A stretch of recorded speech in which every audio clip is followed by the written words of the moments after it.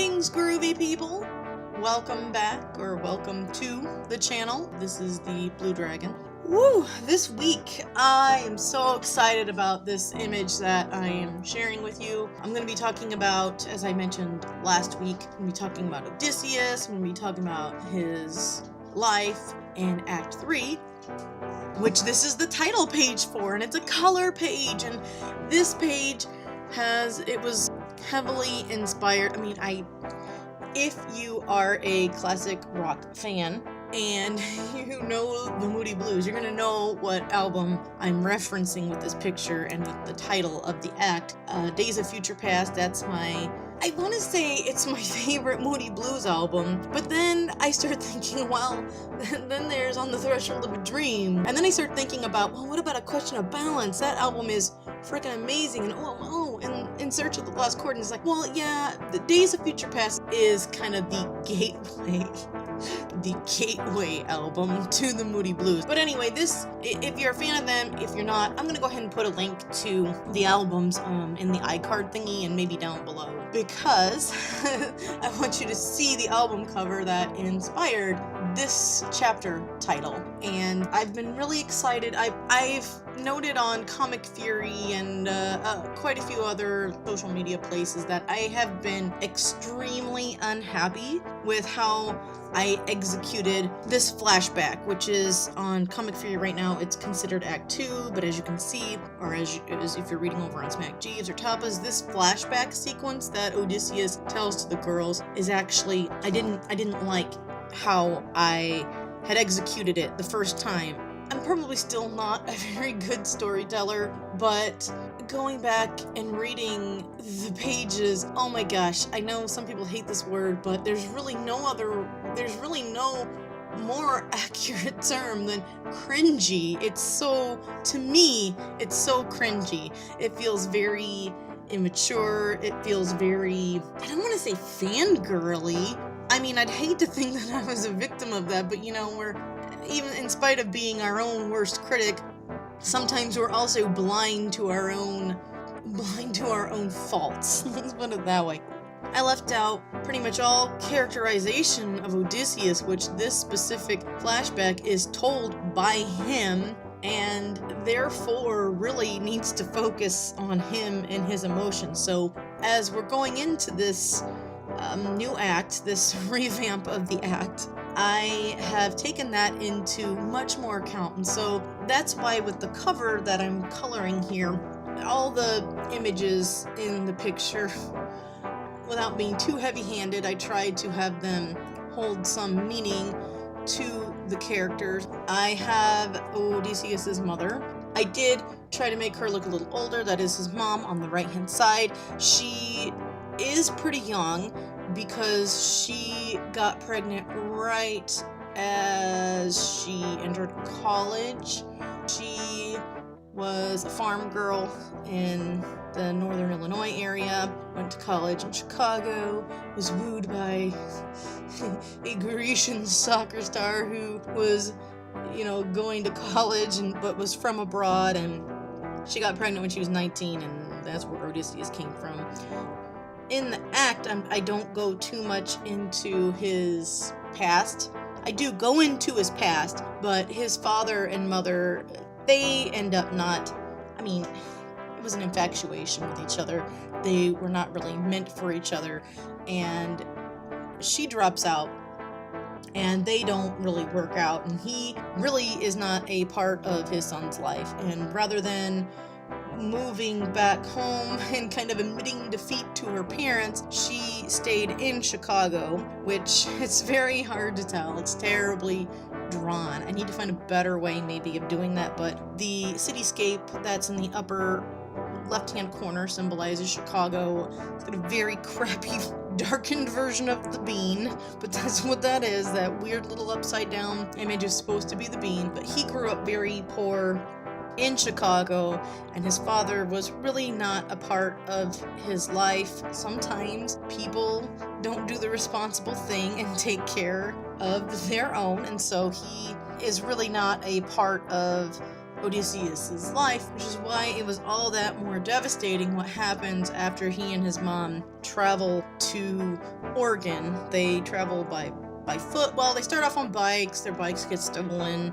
They finally make it to Oregon. So I wanted to include her and a little bit of his backstory so that he is more of a sympathetic character than I feel he has come off as. I mean, you don't really know very much about him other than he gets to Oregon and his mom. You don't even see his mom the way I have it now.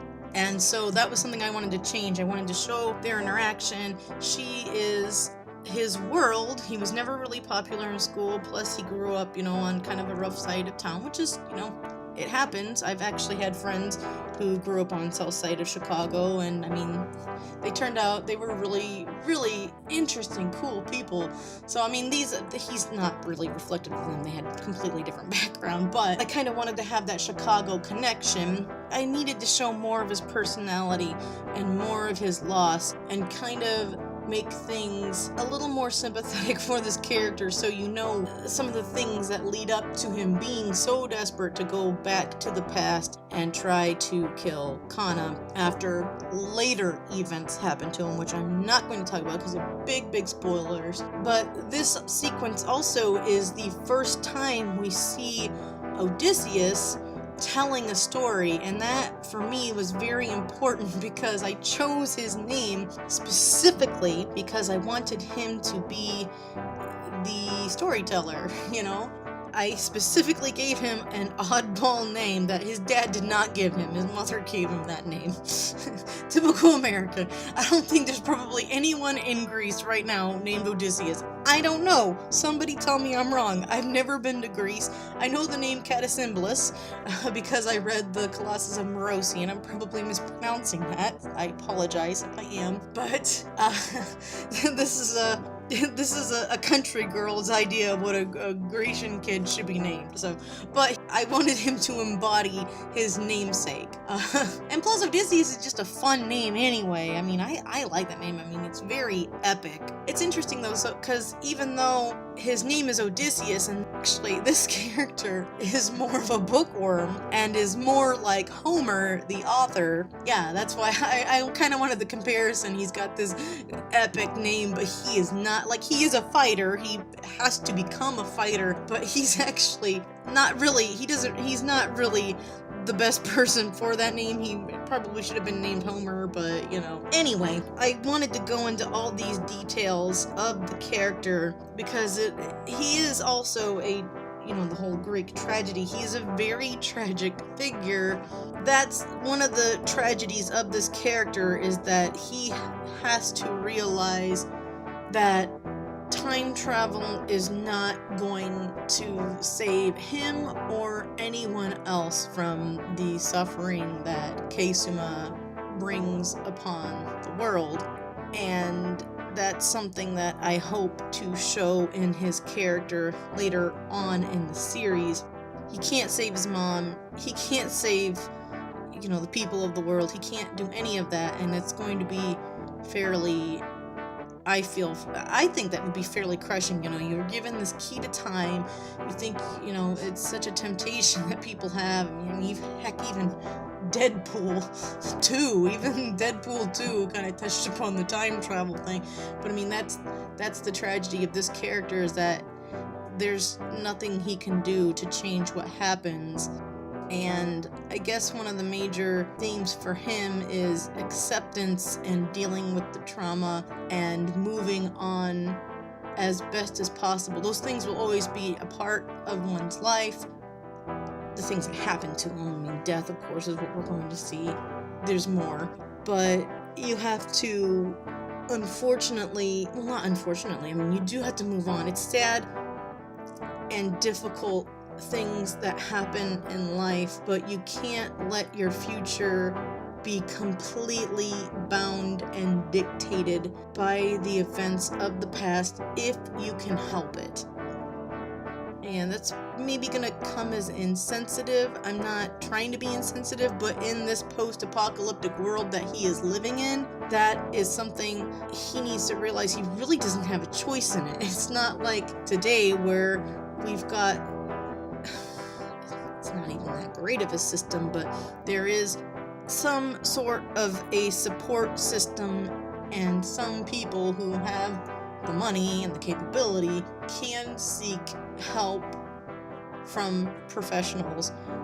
These characters aren't going to have that option because they're living in a world that no longer has any of that structure, and in fact, the weight of the world, and at least rebuilding the US and where they're at, that's been placed on these teenagers and young adults' shoulders. I mean, there are going to be old people still around, but not very many. There really aren't that many people, at least that they know of in the US. They don't have a census. They don't know how many people survived because they're still just trying to piece together the government, which is something else that I've already sketched out and have as being part of this flashback to make the world a little more fleshed out. So yeah, I think that covers everything I wanted to talk about with this image. As always, I invite you to comment below, like the video if you like it, subscribe, do the bell thing, you know, all that stuff. And this week's, I didn't have a Word of Wednesday. Oh my gosh. Word of Wednesday. Word of Wednesday. Fugue. I've been in a fugue this week. The question of the week, well, what is your favorite album cover? Music is a big part of Dark Horse, as I've said in other videos. Anyway, peace and love, fare you well, and keep on truckin'.